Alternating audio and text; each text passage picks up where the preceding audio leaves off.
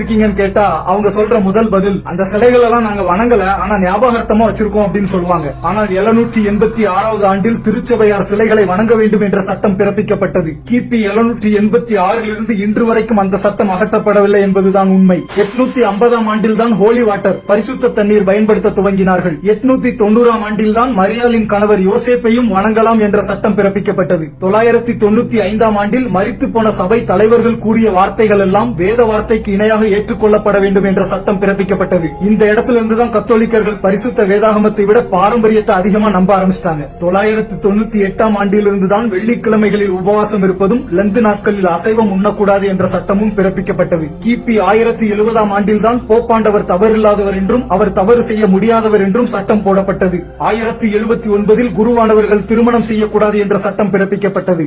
1090இல் தான் ஜெபமாலை அறிமுகம் செய்யப்பட்டது.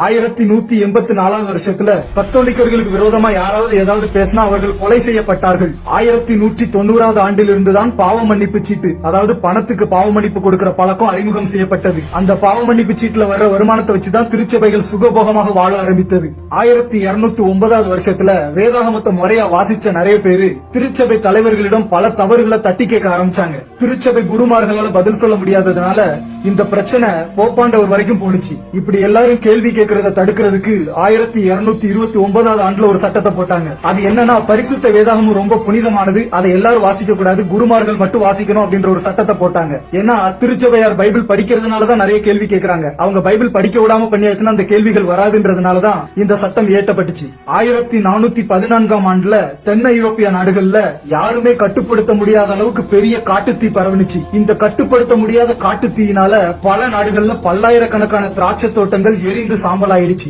அதனால அந்த காலகட்டத்துல திராட்சை ரசத்துக்கு தட்டுப்பாடு வந்துருச்சு. அப்போ ஒரு உபதேசம் கொண்டு வரப்பட்டுச்சு, திராட்சை ரசம் திருச்சபையாருக்கு கொடுக்கப்பட மாட்டாது, எல்லாருடைய சார்பிலையும் குருமார்கள் மட்டும் திராட்சை ரசம் அருந்தலாம் அப்படின்னு சொல்லப்பட்டுச்சு. இப்படிப்பட்ட காலகட்டத்துலதான் 1512வது ஆண்டுல சபை சரித்திரத்துல ஒரு திருப்புமுனை ஏற்பட்டது. ஆம், இப்பதான் மார்ட்டின் லூத்தர் எழும்புகிறார். இவர் ஜெர்மனியின் விட்டன்பர்க் நகரில் குருவாக இருந்தவர். நல்ல கல்விமான், சின்ன வயசுல இருந்தே ஒரு வக்கீல் ஆகணும்ன்ற கனவோட வாழ்ந்து அதை அடையவும் செஞ்சார்.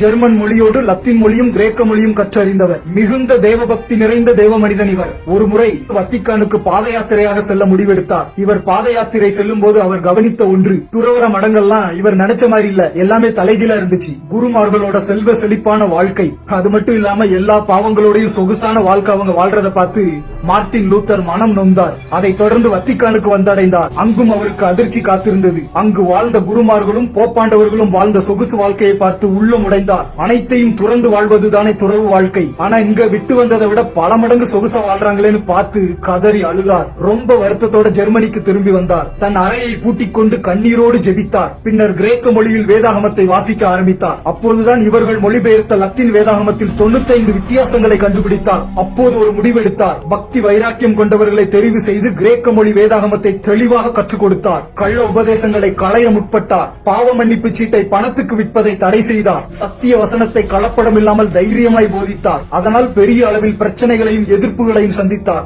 எல்லா போராட்டத்திலிருந்தும் ஆண்டவர் அவரை அற்புதமாக காப்பாற்றினார். மார்ட்டின் லூத்தர் பரிசுத்த வேதாகமத்தை ஜெர்மனியில் மொழிபெயர்த்தார். அதே நேரத்தில் தான் ஜெர்மனியில் அச்சு இயந்திரம் கண்டுபிடிக்கப்பட்டிருந்தது. அதிலே முதலாக அச்சிடப்பட்டது இவர் மொழிபெயர்த்த பரிசுத்த வேதாகமம் தான். அச்சடிக்கப்பட்ட வேதாகமம் ஜெர்மனியர் கையில் கிடைக்கப்பட்ட பின்னர் சத்தியம் பொதுமக்களுக்கு புரிய ஆரம்பித்தது. சத்தியத்தை தெளிவாய் அறிந்து கொண்டவர்கள் மார்ட்டின் லூத்தருடன் வந்து சேர்ந்து கொண்டார்கள். இப்படி கூடியவர்களுக்கு வத்திக்கான் கொடுத்த பெயர் சபைக்கு விரோதமாக எழும்பிய புரட்சிவாதிகள், அதாவது புரொட்டஸ்டிங் அகைன்ஸ்ட் தி சர்ச் என்று பெயரிட்டார்கள். அதனால்தான் இன்றைக்கு வரைக்கும் கத்தோலிக்கர் அல்லாதவர்களை புரொட்டஸ்டன்ட் என்று சொல்கிறார்கள். 1512ஆம் ஆண்டுக்கு பிறகு கத்தோலிக்க திருச்சபை உடைய துவங்கியது. அநேகர் பல நாடுகளில் இருந்து கத்தோலிக்க சபையை விட்டு வெளியேறினார்கள். ஆமாங்க, கொஞ்சம் நல்லா கவனிச்சு பாத்தீங்கன்னா கத்தோலிக்க சபையை விட்டு வெளியில வந்தவங்கலாம் போட்டியினாலையும் பொறாமையினாலையும் பிரிஞ்சு வரல. பரிசுத்த வேதாகமத்துல சொல்லப்படாத உபதேசங்களும் பழக்கங்களும் பாரம்பரியம் ஆயிடுச்சுன்ற வேதனையிலதான் எல்லாரும் வெளியில வந்தாங்க. கொஞ்சம் சிந்திச்சு பாருங்க, ஆதி திருச்சபை உருவாகிறதுக்கு எத்தனை பரிசுத்தவான்கள் தன்னையே உருக்கி ரத்த சாட்சிகளாக மறித்து சபையை கட்டி எழுப்பினார்கள்.